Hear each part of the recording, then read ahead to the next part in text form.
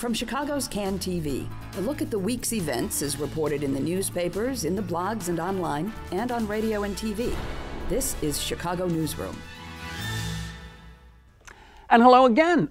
Oh my gosh, you're right back here for another edition of Chicago Newsroom on Can TV. I'm Ken Davis. Hi, thanks for coming. It's our all science edition today because we're going to study evolution. You may have thought evolution wasn't real, but you see, somebody's evolving. At least he says he is. We're not going to talk about that today at all, actually, because plenty of people are talking about it. We're going to go back about a week and talk about state government, city government, legislating while lobbying, getting yourself big fat pensions, and then telling the firemen that they can't have big fat pensions, and all of that whole stew that has been kind of stirred up by our friends over at the Chicago Tribune in the last couple of weeks. And I'm referring specifically to Jason Grotto, who wrote a couple of very detailed and very good articles about the pension plan in Illinois and how it affects aldermen and the mayor, or the former mayor. And also, for the first time, Kristen McQueary joining us from the editorial board of the Chicago Tribune, and formerly Springfield correspondent, worked for a number of other publications, the late and lamented Chicago News Cooperative. So glad to have you both on the program today.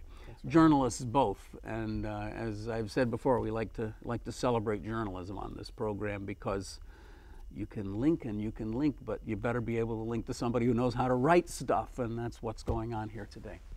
Jason, why don't you start us out? The stories that you wrote, several of them, but one of the more interesting aspects of it is that there was some kind of legislation vaguely back in the distant past in 91, Mm-hmm. and it apparently didn't get covered very much because it all happened in the dark of night at the last moment, and now today we're paying the bills on that. That's right. That story actually goes back to last fall when the Tribune and WGN partnered up on a series of stories about labor leaders who, in that same package of legislation, were allowed to receive public pensions based on their private union salaries. We found that bill was put together at the 23rd hour of the legislative session by a committee of about 10 legislators. None of the, well, I shouldn't say none, but most of the provisions, certainly provisions that we've written about, were never vetted by any a group in terms of the costs and the wisdom of providing these types of benefits. No lengthy public hearings. No lengthy public hearings. You can find records of. No. Yeah. So in that case, we tried to track the legislation to try to get an idea of who even put the provision in this huge, what they call an omnibus bill, which included hundreds of, or more than 100 provisions regarding the pension system, and we were never able to find out.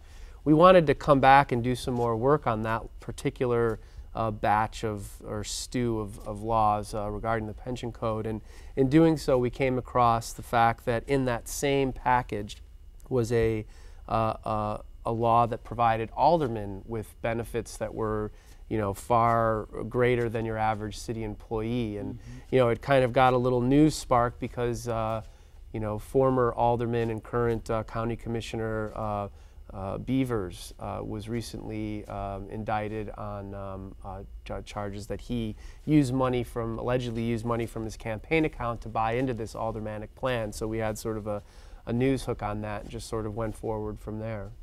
It's interesting in so many ways, but of course the one that, while it doesn't necessarily break the state budget, it focuses the most attention, is our beloved former mayor Richard M. Daley, who managed to get his own what should we say, beak wet in this Sure. legislation, and has walked off with a pretty good pension. Now, one thing I do want to say before we get into that is that it was reported by both newspapers at the time of Daley's retirement that he was going to get a pension of about $180,000. Sure. It's not like you broke the news of how much he was getting. No. What's interesting about it is how he got it. And I have to say that I and probably most others just looked at that and said, wow, that's a pretty big pension he's getting, and really never thought much more about it. But it really wouldn't have been that if there hadn't been all of this maneuvering behind the scenes. Yeah, the interesting thing about that is, Mayor Daley, if he had not made any of those maneuvers, still would have gotten a very generous package, well over $150, I think, $1,000, or maybe I take that back, about $130,000. He was able to boost his pension by about $50,000 by making these moves back in 1991. And the real issue with what he did was the fact that in 1991, or really around 1991, about 2 years into his mayoral reign, over at City Hall, he had already maxed out. And that's really what he did, is he was able to use the pension laws to give himself the maximum benefit as a state legislator, but it was based off his mayoral salary. I think what it shows, or what it highlights, is what the pension code was being used for by lawmakers, by union officials, by the pension funds. And that is a way to provide, maximum benefit to a handful of people, or to use the laws for means that, or for reasons other than providing a modest benefit to city employees. And what we've been trying to do is, while we focus on aldermen or labor leaders or Mayor Daley, these are really microcosms of a much larger problem, and that is the abuse of the state pension code. And this has been going on for decades. When the funds were doing well, nobody paid much attention. But now we're looking at a tsunami of debt that has piled up, and it threatens to flood, Well, I think, we throw around the term unsustainable a lot these days. It's a very popular word. It applies to lots of things, environmental and otherwise. But this is the definition of unsustainable. When you pass these ordinances and the state laws and regulations that allow these pensions to pay out more and more and more, and then with the other hand, you're voting to either take money away from the pensions or to or improperly fund them and so forth. And this is happening, Kristen, this is happening at the state and the city level, right? The city council's doing the same thing. They are. I think labor would point out that, these abuses are not symbolic of the system as a whole, that most people who get a pension paid in.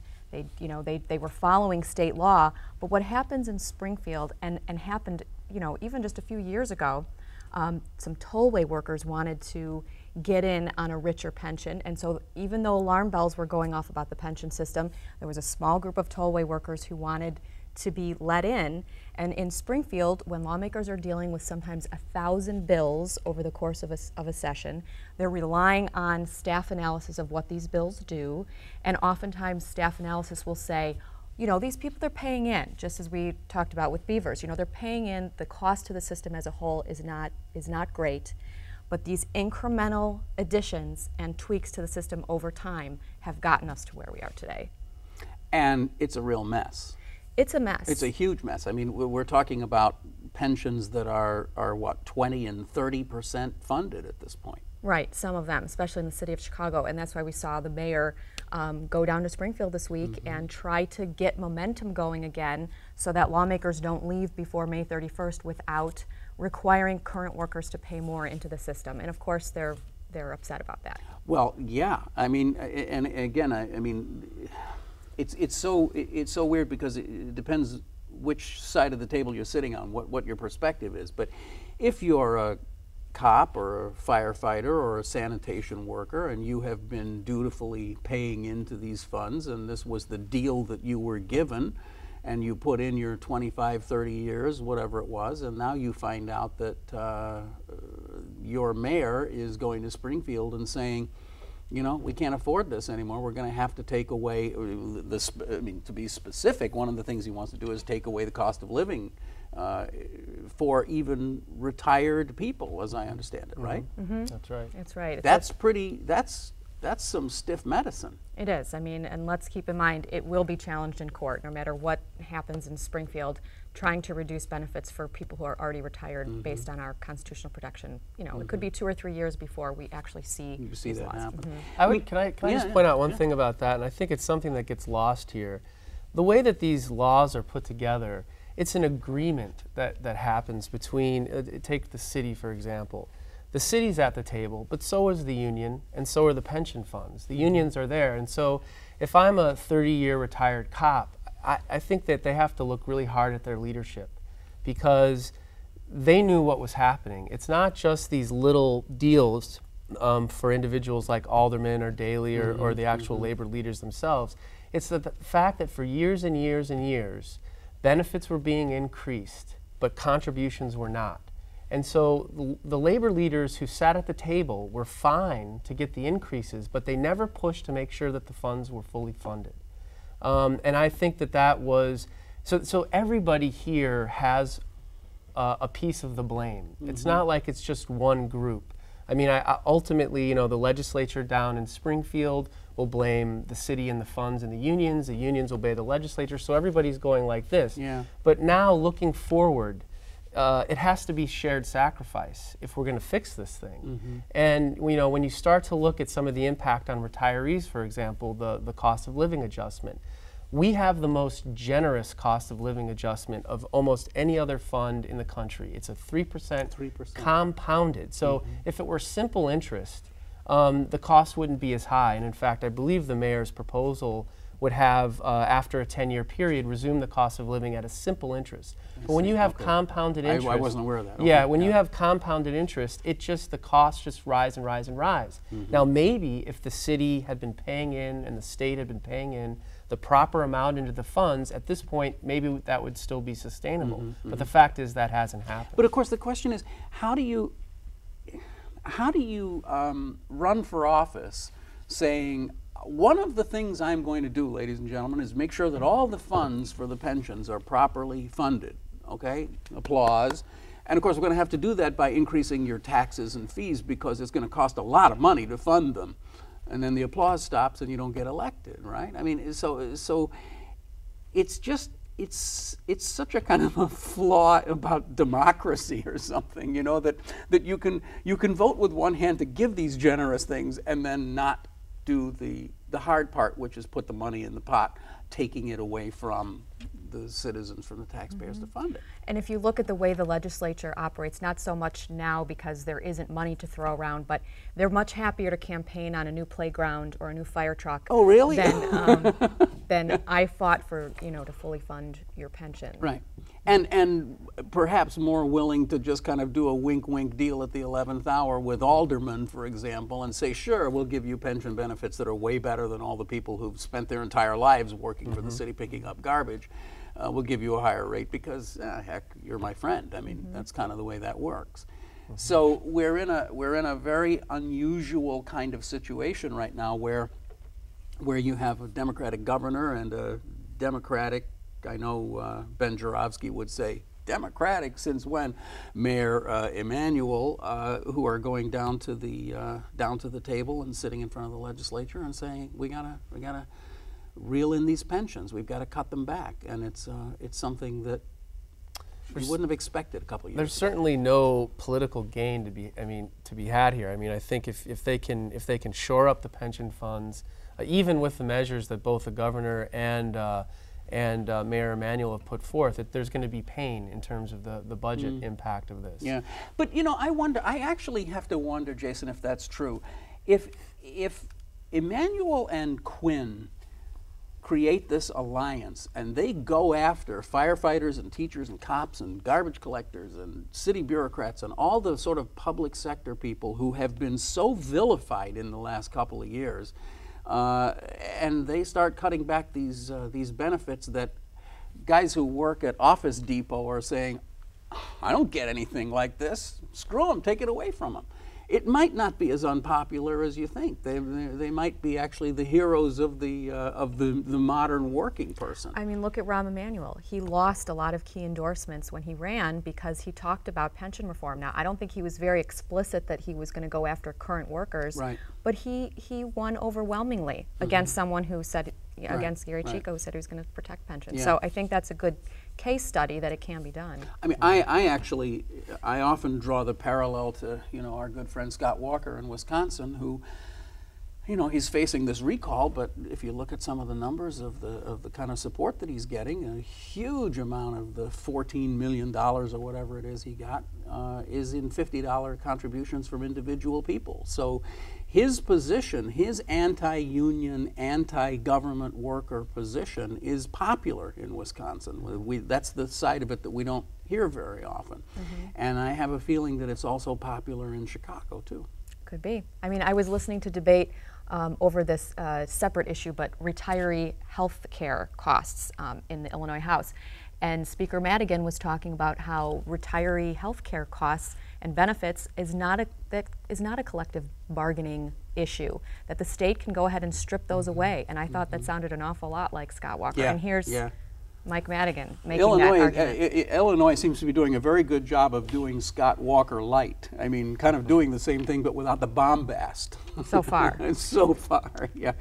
Well, there are a number of ways that I want to sort of bring other things into the conversation here, too, because Governor Quinn also proposed a number of other things. He proposed closing, I think the number was 63 different facilities in the state, prisons, mental health facilities, other kinds of health facilities, and obviously it ignited a prairie fire, but interestingly, some of the people who've been coming to the opposition and saying, no, we don't want to close these, are Republicans. So once again, Illinois has it all upside down, I guess. They would say that the governor specifically targeted facilities in Republican districts. Now, I don't know that there's much truth to that, but sure, I mean, if one of your biggest employers is your prison in town or a home for the developmentally disabled, your job is to fight to keep those open. So they are kicking and screaming about that.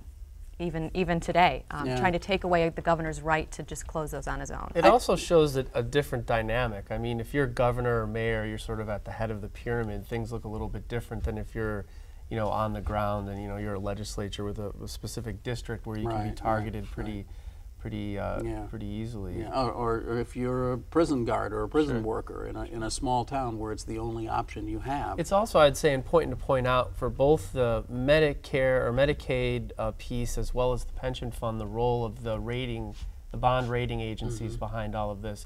Governor Quinn's proposal came out, I think, a few days after the rating agencies threatened to lower the bond rating.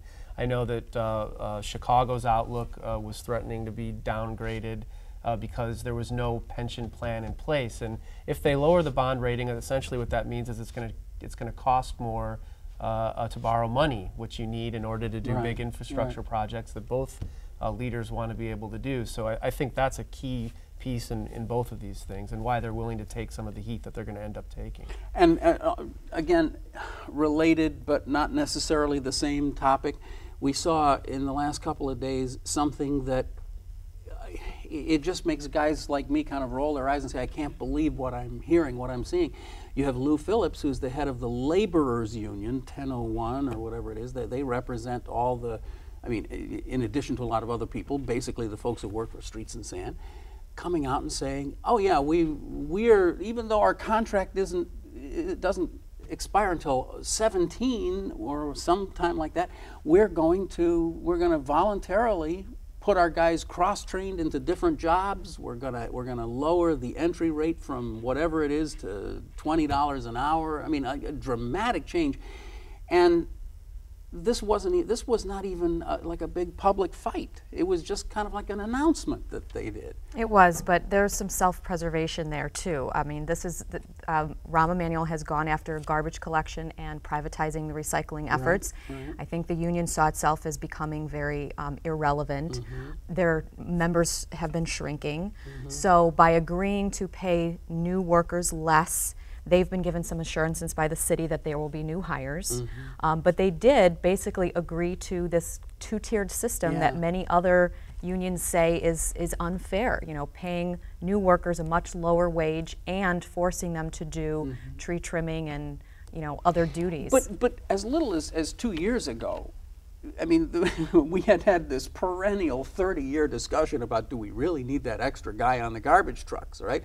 And now we're talking about, why can't the garbage guys also go around and bait rats and cut trees and, you know, everything else? Kind of makes sense, right? To have, I mean, in the private sector, we're cross-trained, we're asked to do lots of different duties, and so I think going after some of these work rules that prohibited Streets and Sands from assigning people to different roles makes sense. That contract also that they're working under now was written, I think it was in 2007, as Daley was pushing to try to get the Olympics. Oh yeah, we know that. So all of those contracts, and that's a real burden now for the city. Those contracts, probably, I don't know the nitty-gritty details, but it sounds like they're not sustainable, and the union, by doing what they did, is you know, agreeing to that, saying that, I mean, they recognize the fact that that's not sustainable, and the reason they were put in place is to have labor peace so that we can try to get the Olympics, and that obviously didn't happen. So it's a different reality than when they were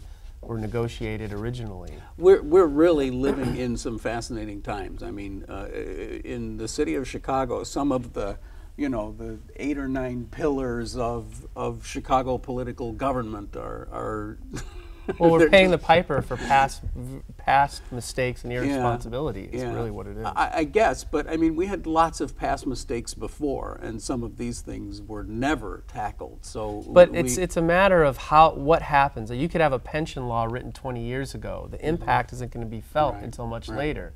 So you have you know, a decade bookended by the tech bubble and the housing collapse and the Great Recession, and all of a sudden, you know, the tide goes back, and you kind of start to see what we've been doing for so long, and you know, now somebody has to come up and clean up the mess. Slightly off topic, but again related. Everything sort of comes back to this. Kristen, a while back, I guess back when you were still with CNC, you did this piece with Medill. You did a couple of reports on legislating while lobbying, which is something that I guess I was kind of vaguely aware of, but you just don't really think about it very much. But in Illinois, you can be a sitting legislator and then walk out of the office, hang up your hat, and pick up your hat as a lobbyist, and just walk down the hall and lobby your friends to get this thing that you need. Well, there is one caveat, only one. You're not allowed to lobby your colleagues. You can be a state lawmaker and be lobbying the city council, or you can be an alderman and be lobbying the legislature. But you can also be a consultant, which is sort of a different word for lobbying, and lawyers often do a lot of advising, consulting, lobbying, and we certainly have a lot of those. We're one of the only states, though, that does not prohibit elected officials from lobbying, and that was something we looked at.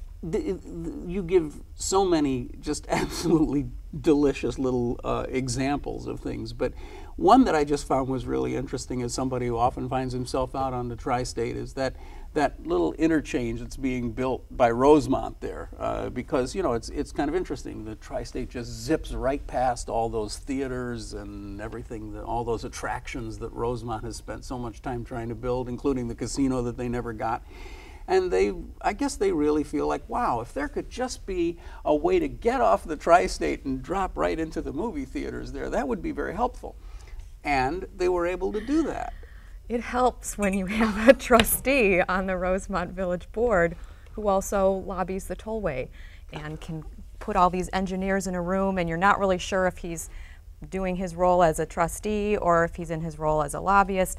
This is something that Medill Watchdog looked at very closely. Jack Dorgan, perfectly legal.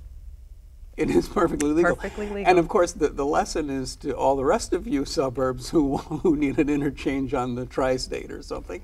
Just get yourself. Hey, hire the right firms, and then hire the right. You got to hire the right people. Well, it's always been about hiring the right companies, right? Yes. So the stories that you did, Jason, took. I saw that you had posted something on you know, the Trib's sort of back pages about that story took 2 years on and off to work on. That's what we like to call journalism. Just give me a minute backdrop on how that came about. Well, we actually started, I started on looking at the pension system in 2010. We sort of did a step back view of what was going on in Chicago, because there had been a lot of news about what was happening with the state funds. And really what it is, we call it base building. It's, you know, it's trying to understand how this thing works. Pensions are, you know, can be very complicated, you know, trying to figure out how they work and how they're funded and how the different measures in terms of the health are. And then over the last 2 years, you know, we've really started to knuckle down on the legislation. And what that requires is, you know, going through these laws. And if anybody wants to get an idea, you know, go pull up the pension code on the legislative website and try to, you know, read some of that stuff. Try to figure anything out. It's vague, and it's almost like a puzzle that you have to try to put together and interpret. And so, you know, it really does take that kind of time. So, you know, my colleagues at WGN and I, you know, were able to get that kind of time. Our bosses were able to do that, and we're grateful for that. And without it, it's very difficult to try to figure out what exactly is going on, because there are so many moving parts. I just bring that up because you know, we're in these times of incredible change and tumult in the news business. Sure. And we read today that maybe the reader is going to get subsumed into the new Rapport's Sun-Times company, and there are some very good investigative people over there, and I hope that you know, it doesn't just become sort of like a weekly supplement on how to find a good restaurant or something. We always like to try to defend the journalists wherever we can. Of course, they're talking about maybe buying the Tribune too, so maybe everybody will be working for the Sun-Times. Who could have guessed, right? And then then we'll get in line. We want them to buy CAN TV too, There if that happens, right? Discussions may already be underway. We're not aware. That's right. I was at a luncheon with Ron Majors was speaking yesterday, and he brought up a statistic. I think 4 years ago there were 28% more journalists working out there than there are today, and that's just the economic reality. That wipes the smile right off my face, because I know you and I both, Kristen, served on the Headline Club board for various times, and that's something that everybody's really concerned about, is the loss of actual journalism and journalists. So let's finish up with something that's really just much more in the speculation phase. There's been a lot of ink spilled lately about Pat Quinn, and how Pat Quinn is finding his way at last, that he's no longer wishy-washy, he's directly, you know, and he's saying that he was put on earth to solve the pension plan, and now he's got a buddy in the mayor of Chicago. What do you make of this? What do you make of this Pat Quinn thing? Well, as Eric Zorn at the Tribune called him, it's Pat Quinn 2.0. Rebooted. It is. I mean, it's a very different Pat Quinn than even a few months ago during the fall veto session, when the legislature was just overriding all of his vetoes.